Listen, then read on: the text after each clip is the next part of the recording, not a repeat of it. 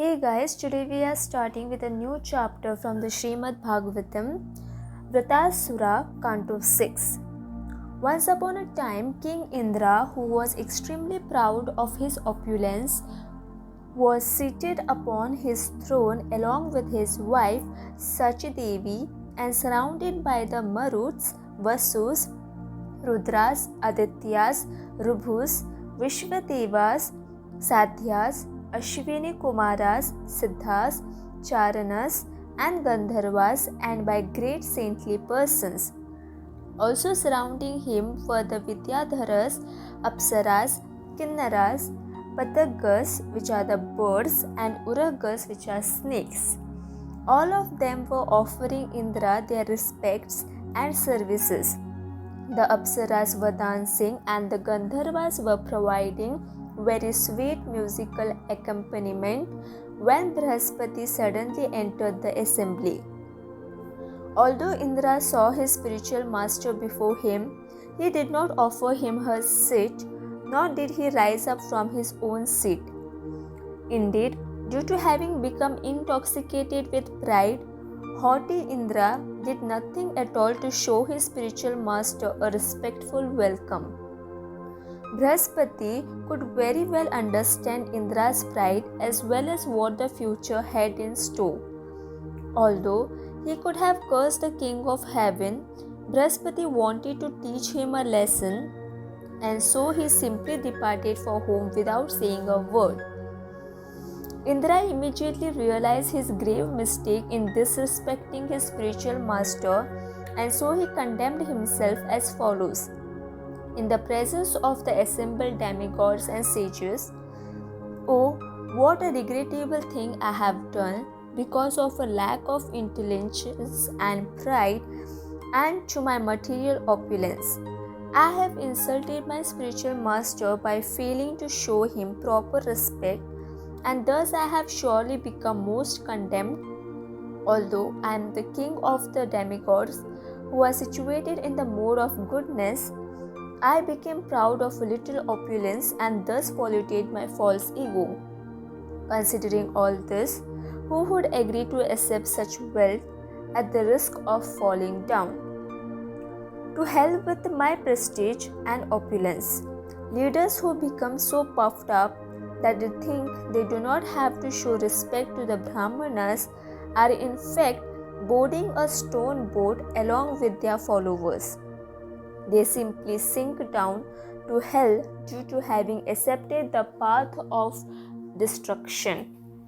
Now, I must bow my head at the lotus feet of my preceptor without duplicity and thus try to satisfy him."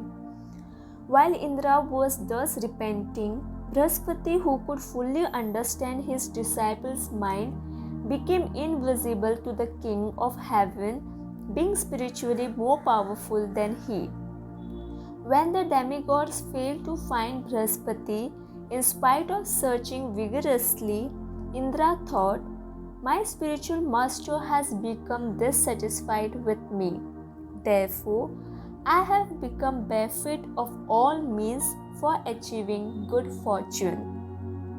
Thereafter, Indra could find no peace of mind in spite of being surrounded by all the demigods.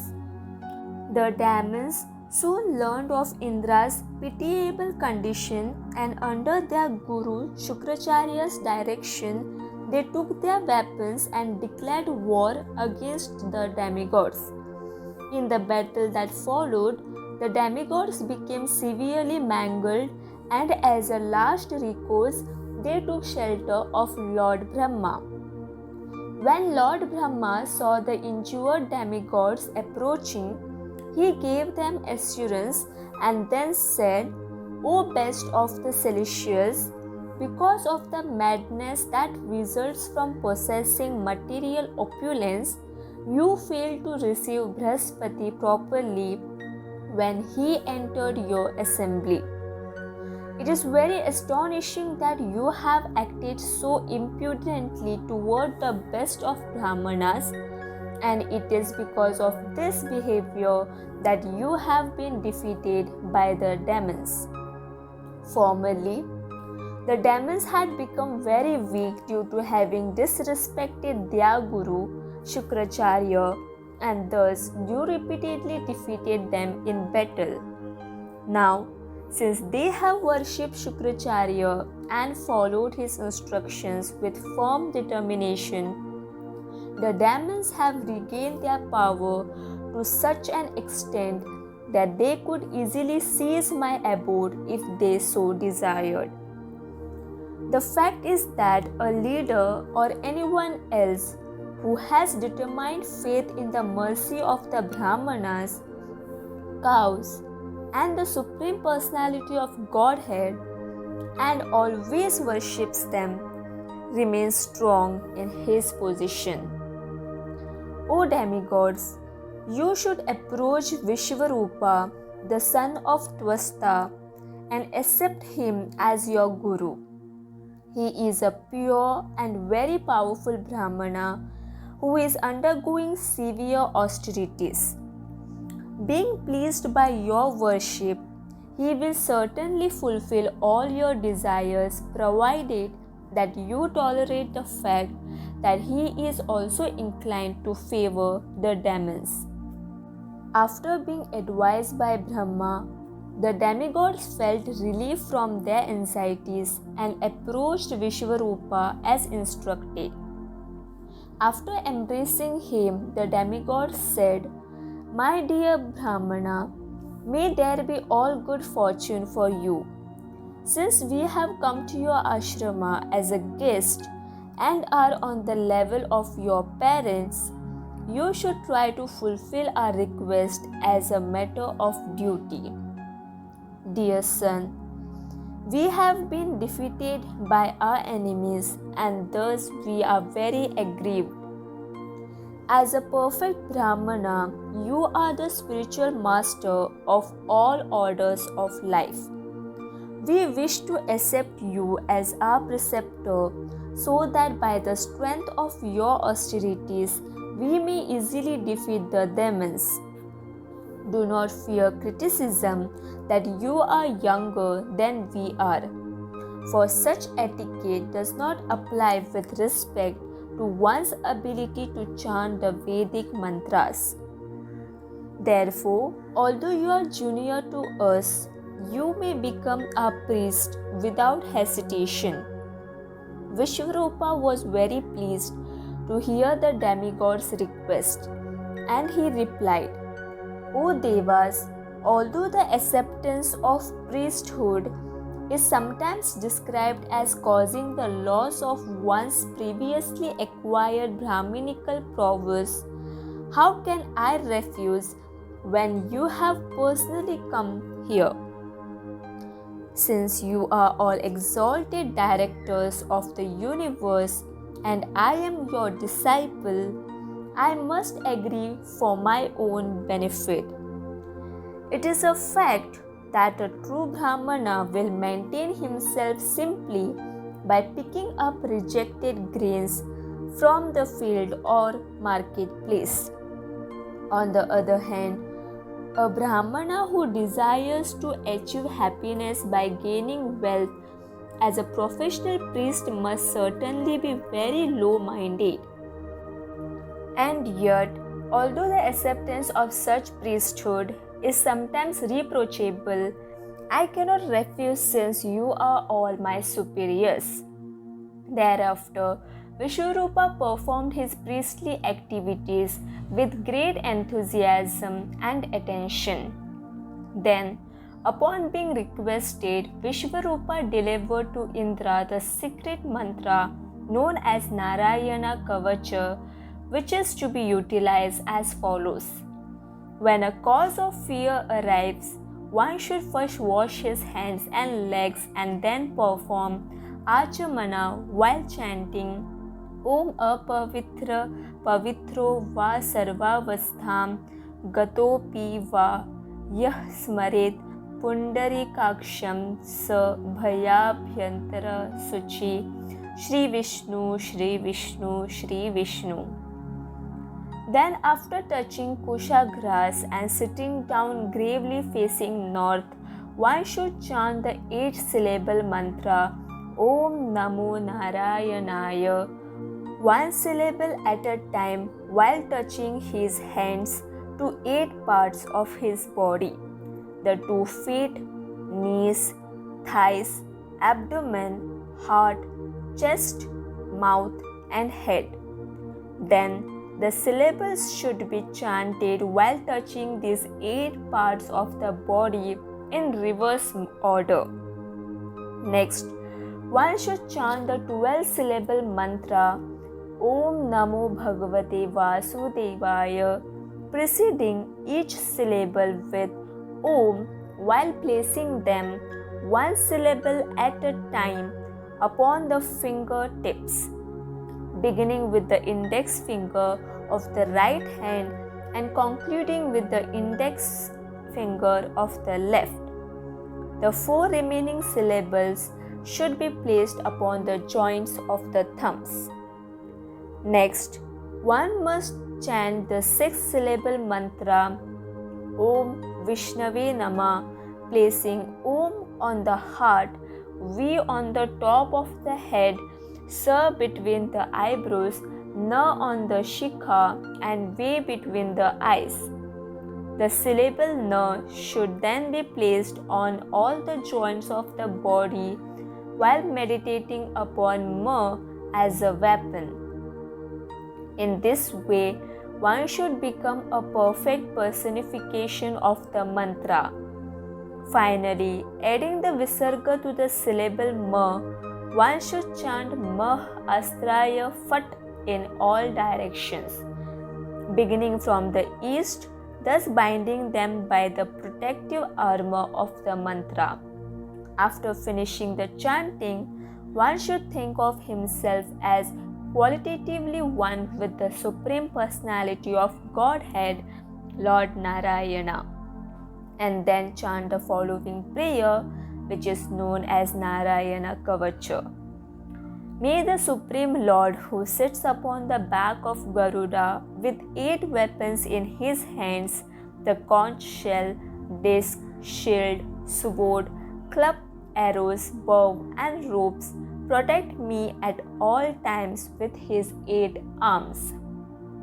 May Lord Varaha, who raised the earth from the Garbhodoka ocean, protect me from roaches in the street. May Lord Parshurama protect me while I am on the mountain peaks. And may Lord Ramachandra and his brother Lakshmana protect me in foreign countries. May Lord Narayana protect me from falling down from my duties and following false religious system due to madness, and may Nara protect me from unnecessary pride. May Lord Dattatreya protect me from falling down while practicing Bhakti Yoga, and may Lord Kapila protect me from the material bondage that results from performing fruitive activities. May Sanat Kumara protect me from lusty desires, and may Lord Hayagriva protect me from becoming an offender by neglecting to offer obeisances unto the Supreme Lord. May Devarshi Narada protect me from committing offences while engaged in deity worship, and may Lord Kurma protect me from falling down into hell.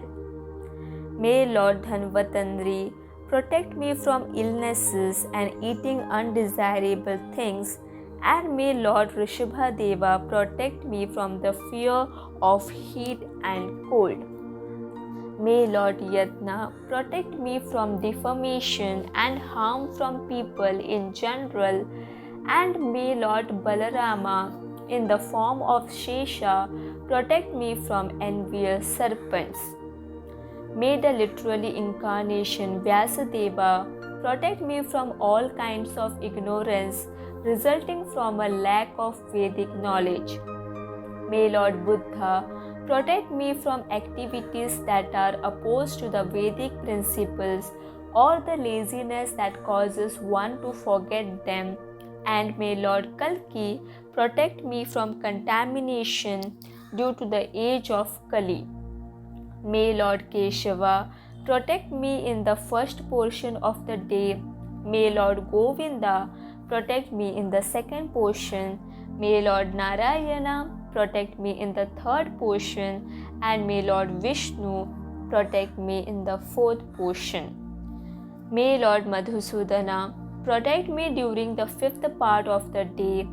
May Lord Madhava protect me in the evening. May Lord Rishikesha protect me in the beginning of night. And may Lord Padmanabha protect me during the dead of night. May the Supreme Lord, who bears the mark of Shrivatsa on his chest, protect me after midnight until twilight. And may Lord Janardana protect me at the end of the night. May Lord Damodara protect me in the early morning. And may Lord Vishveshwara protect me during the junction of day and night.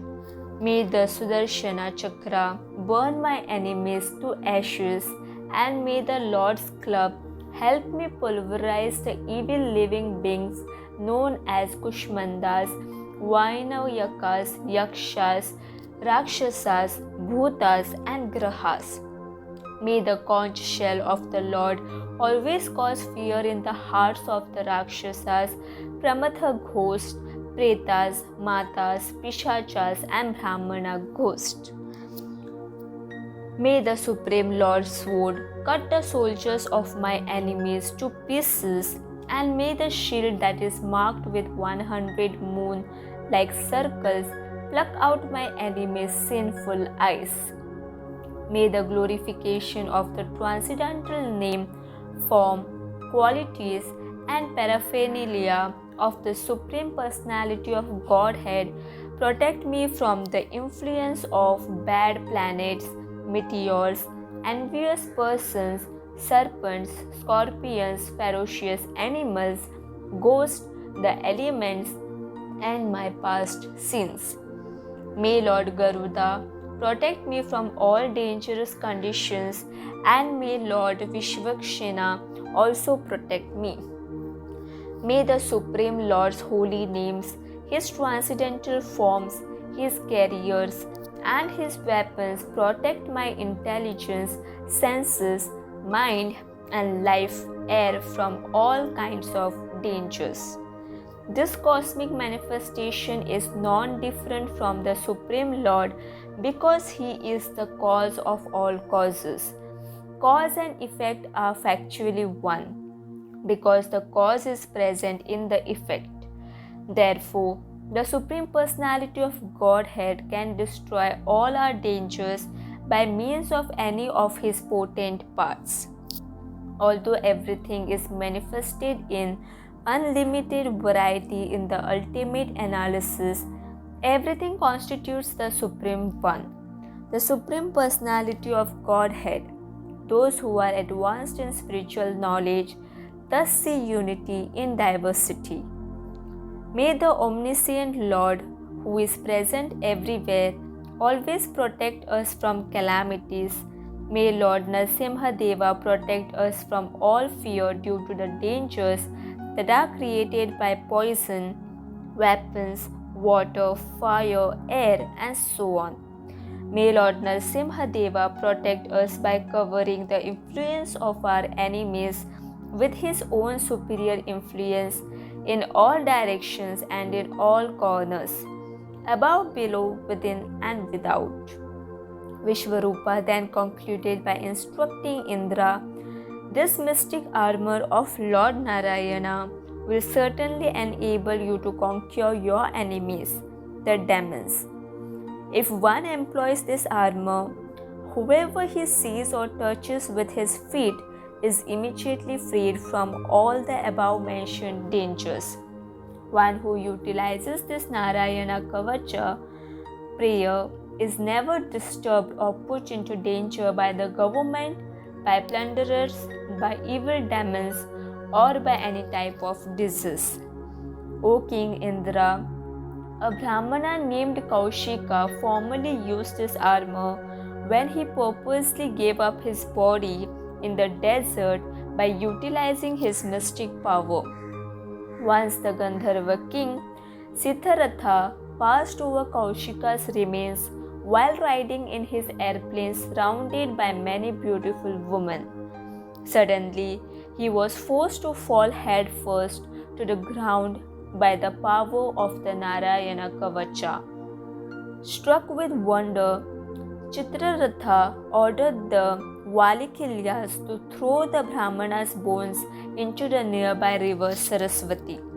Then, after bathing, the Gandharva king returned to his own abode. Vishvarupa had 3 heads. He used one to drink somarasa, another to drink wine, and third to eat. Vishvarupa was related to the demigods on his father's side, but because the demons were his relatives on his mother's side, he would secretly offer them oblations along with those that were being offered to the demigods. Once Indra detected how Vishvarupa was surreptitiously cheating the demigods in this way. Becoming very afraid of being defeated by the demons, the king of heaven angrily cut off Vishvarupa's 3 heads. Immediately, the head that drank somarasa transformed into a kapinjala bird. The head that drank wine turned into a kalavinka, and the head that ate solid food transformed into a titri. But after killing Vishvarupa, Indra became very repentant. Thus, even though he was powerful enough to neutralize the sinful reactions for killing a Brahmana, Indra voluntarily accepted them with folded hands. Thereafter, the king of heaven suffered for 1 year, and then to purify himself, he distributed the remaining sinful reactions among the earth, water, trees, and women. The next will be continued in the next video. Radhe Radhe.